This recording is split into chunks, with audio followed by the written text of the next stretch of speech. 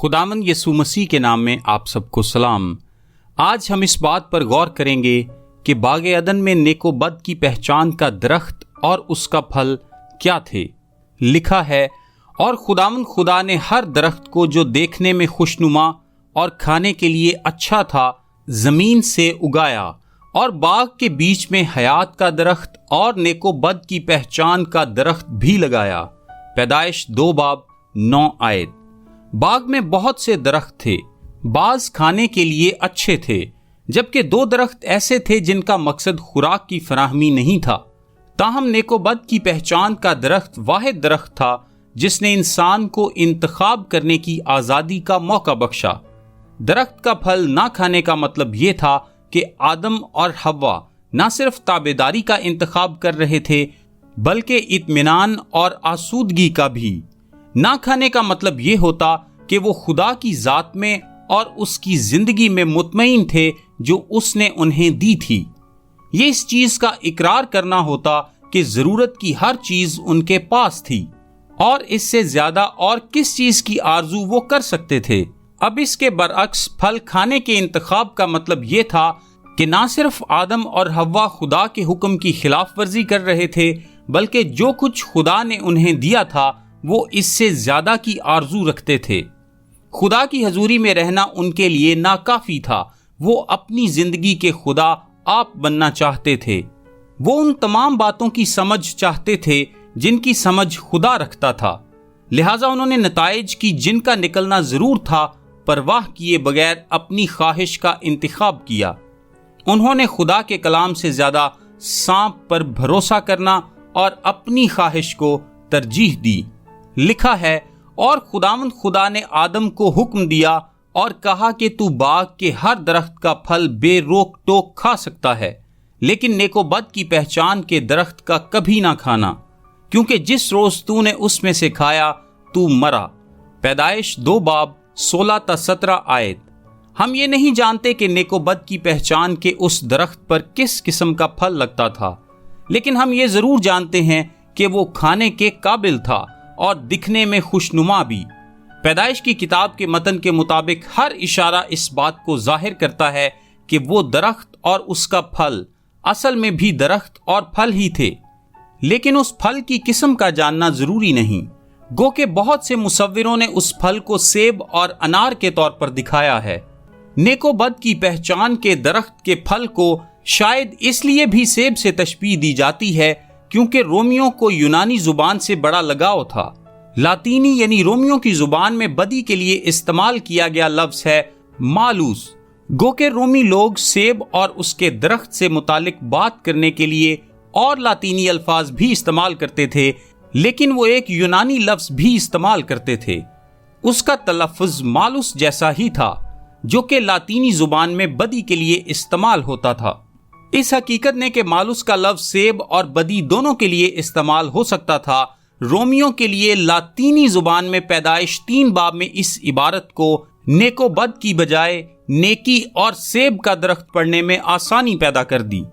گو کہ وہ اس بات سے واقف تھے کہ لفظ کا مطلب بدی ہے، لیکن سیب کے درخت کا تصور بھی بعید العقل نہیں تھا۔ عبرانی بائبل میں نیک و بد کی پہچان کے درخت سے لٹکتے پھل کے لیے ایک عام اصطلاح پیری استعمال ہوئی ہے۔ اس کی یہ وضاحت کی جاتی ہے کہ اس اصطلاح سے مراد کوئی بھی پھل ہو سکتا ہے۔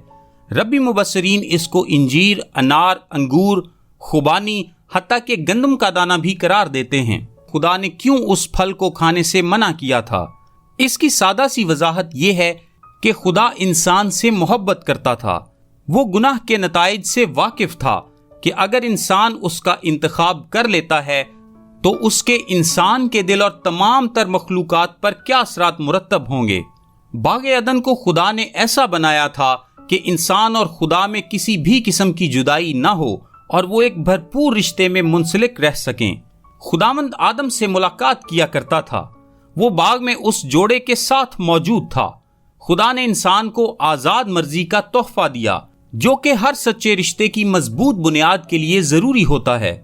سو آدم اور حوا انتخاب کر سکتے تھے کہ وہ پھل کا انکار کرتے اور خدا کو چن لیتے، اس سے پیار کرتے، اس پر بھروسہ کرتے اور اس کی بدولت اپنی زندگی میں آسودہ حال رہتے۔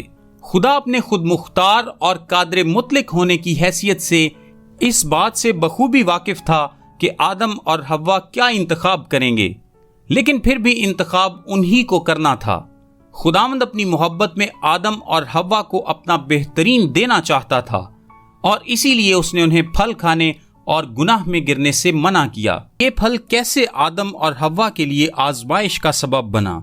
پیدائش 3 باب میں ابلیس سانپ کی صورت میں آزمانے کے لیے آیا۔ پیدائش 3 باب 1 آیت میں سانپ نے عورت سے کہا، کیا واقعی خدا نے کہا ہے کہ باغ کے کسی درخت کا پھل تم نہ کھانا؟ سانپ نے یہ سوال اس انداز میں پوچھا جیسے کہ باغ کے باقی تمام درختوں کا پھل ان کے لیے ممنوع ہے۔ یوں خدا کی ذات کے مثبت پہلو یعنی بہت سے پھلدار درختوں کی فراہمی سے ان کا دھیان ہٹا کر محض اس منفی پہلو یعنی ممنوع پھل کی طرف لگانے سے اس نے شروعات ہی میں خدا کو ایک برے شخص کے طور پر پیش کر دیا۔ جب حوا نے سوال کا جواب دیا تو اس نے بھی خدا کے اصل حکم میں چند الفاظ کا اضافہ کر دیا۔ حوا نے جواب میں کہا کہ خدا نے انہیں باغ کے ہر ایک درخت کا پھل کھانے کی اجازت دی ہے، ماں سوائے اس درخت کے جو کہ باغ کے بیچ میں لگا ہے، جس کے بارے میں خدا نے کہا ہے کہ تم نہ تو اسے کھانا اور نہ چھونا ورنہ مر جاؤ گے۔ حوا نے خدا کے اصل حکم کو یاد رکھنے یا غالباً بولنے میں اس طرح خطا کر دی کہ اس میں نہ چھونے کے الفاظ کا اضافہ کر دیا۔ ہو سکتا ہے کہ حوا کی سمجھ کے مطابق ممنوع پھل کو چھونا کھانے کی مانند ہی ایک گناہ ہو، یا شاید حوا خدا کی ممنوع چیز کو بڑھا چڑھا کر پیش کرنا چاہتی تھی، اس لیے اس نے کہا نہ چھونا ورنہ مر جاؤ گے۔ دیکھیں پیدائش 2 باب 17 آیت، 3 باب 3 آیت۔ خدا کی ذات سے واقفیت رکھنے کے باعث حوا کا جواب سانپ کے لیے یہ ہونا چاہیے تھا، یہ باغ عدن ہے جسے خدا نے بنایا ہے اور یہ بہت اچھا ہے۔ یہ بات قطعاً احمقانہ ہے کہ ہم خدا کے اختیار کو اپنے ہاتھوں میں لینے کی کوشش بھی کریں۔ اگر خدا نے ہمیں کسی چیز سے منع کیا ہے تو ہماری بھلائی ہی کے لیے کیا ہوگا، اس لیے تم یہاں سے دفع ہو جاؤ۔ لیکن حوا کے جواب نے ابلیس کو یہ موقع دیا کہ وہ بات کو آگے بڑھا سکے اور یہ کہنے سے اس کے دل میں شک پیدا کر سکے کہ تم ہرگز نہ مرو گے۔ پیدائش 3 باب 4 آیت۔ ابلیس کے الفاظ نے حوا کے دل میں شک اور بے ایمانی کی حالت کو پیدا کر دیا۔ عورت کو دیے گئے اس جواب کے ذریعے کہ تم ہرگز نہ مرو گے، بلکہ خدا جانتا ہے کہ جس دن تم اسے کھاؤ گے تمہاری آنکھیں کھل جائیں گی اور تم خدا کی مانند نیک و بد کے جاننے والے بن جاؤ گے، ابلیس اس سچائی کو بآسانی چھپانے میں کامیاب ہو گیا کہ ایسا کرنا در حقیقت ان کے دلوں اور خواہشات کو ناپاک کر دے گا، بلکہ صرف انہیں ہی نہیں ان کی آنے والی نسلوں کے دلوں کو بھی ناپاک بنا دے گا۔ اب ابلیس کا یہ کہنا سراسر جھوٹ بھی نہیں تھا کہ ممنوع درخت کا پھل کھانا انہیں خدا کی مانند بنا دے گا، کیونکہ گناہ میں گرنے کے بعد جب وہ گناہ کے انجام سے واقف ہو جاتے تو یقیناً خدا کی مانند جو سب چیزوں کا علم رکھتا ہے ان کے علم میں بھی مزید اضافہ ہو جاتا۔ تاہم ابلیس نے حوا کو پورا سچ نہیں بتایا، یعنی اس نے حوا کو یہ نہیں بتایا کہ بدی کے بارے میں حاصل ہونے والا یہ علم ان کے اندر گناہ کے لیے محبت کو پیدا کر دے گا۔ سب سے بڑا جھوٹ حوا کو اس بات کا یقین دلوانا تھا کہ اس کی نافرمانی کا انجام موت نہیں ہوگا۔ مکمل جھوٹ اور ادھورے سچ بتانا ہمارے دشمن ابلیس کی فطرت میں شامل ہے، جس کا ذکر یوحنا 8 باب 44 آیت میں بھی ملتا ہے۔ وہ بڑی مکاری سے خدا کی سچائی اور بھلائی پر انگلی اٹھاتا اور ایسا کرنے میں خوشی محسوس کرتا ہے، بالکل اسی طرح جیسے اس نے حوا کے ساتھ بات چیت کرتے وقت ممنوع درخت کی جانب تمام تر توجہ مرکوز کرواتے ہوئے خدا کی اچھی نیت پر سوال اٹھایا۔ جب حوا نے دیکھا کہ پھل دیکھنے میں خوشنما، کھانے کے لیے اچھا اور عقل بخشنے کے لیے خوب ہے تو نہ صرف خود کھایا بلکہ اپنے شوہر کو بھی دیا جو اس وقت حوا کے ساتھ تھا۔ آدم اور حوا نے خدا کے کلام پر شک کیا اور اس کی نافرمانی میں پھل کھایا، یوں پہلا گناہ سرزد ہوا۔ ابلیس نے انہیں اس بات پر ایمان لانے کی آزمائش میں ڈالنے کی کوشش کی کہ ان کے پاس کسی چیز کی کمی ہے، جس کے جواب میں ان سب چیزوں کے لیے جو خدا نے ان کو پہلے ہی سے بخشی تھیں شکر گزار رہنے اور فرمانبرداری دکھانے کی بجائے انہوں نے اس کمی یعنی خدا کی مانند نیک و بد کی پہچان کو پورا کرنے کے لیے گناہ کا سہارا لیا۔ انہوں نے اپنی خواہش کو پا تو لیا، لیکن اسے پانے کے لیے جو قیمت انہیں چکانا پڑی وہ اس خواہش کو پا لینے کے بدلے میں ملنے والے فائدے سے کہیں بڑی تھی۔ ممنوعہ پھل نیک و بد کی پہچان کے علم کو علامتی طور پر پیش کرتا تھا۔ آدم اور حوا پہلے ہی سے جانتے تھے کہ اچھا کیا ہے، کیونکہ گناہ میں گرنے سے پیشتر وہ کامل یعنی بے عیب تھے، اور ہم سب جانتے ہیں کہ بے عیبی کی حالت ہمارے لیے کبھی بھی شرمندگی کا باعث نہیں ہوتی۔ ممنوعہ پھل اگرچہ کسی بھی عام کھانے کی چیز سے مشابہت رکھتا تھا، مگر حقیقت میں وہ ایک اہم سچائی یعنی پھل کے بدلے خدا سے جدائی کے پیغام کا ترجمان تھا۔ اس پھل نے آدم اور حوا کے سامنے اس بات کے انتخاب کو رکھا کہ آیا خدا نسل انسانی سے کچھ اچھا روک رکھے ہوئے ہے یا نہیں۔ آدم اور حوا دونوں نے خدا کی نیت پر شک اور اس کی نافرمانی کرنے کا انتخاب کیا۔ موروثی گناہ اور ممنوعہ درخت کی اس کہانی سے حاصل ہونے والے سبق کو سیکھنا آج بھی نسل انسانی کے لیے نہایت اہم ہے۔ ہو سکتا ہے کہ آج ہم بھی اپنی ذاتی زندگیوں میں خدا کے دیے گئے احکام کو قبول کرنے میں الجھن کا شکار ہوتے ہوں، تاہم ہمیں خدا پر توکل رکھنا چاہیے۔ آدم اور حوا نے اس جھوٹ کو سچ مان لیا کہ ابلیس ان کی بہتری چاہتا ہے، پس انہوں نے خدا کی بات کا نہیں بلکہ ابلیس کی بات کا بھروسہ کیا اور گناہ میں گر کر اس کے نتائج بھگتے۔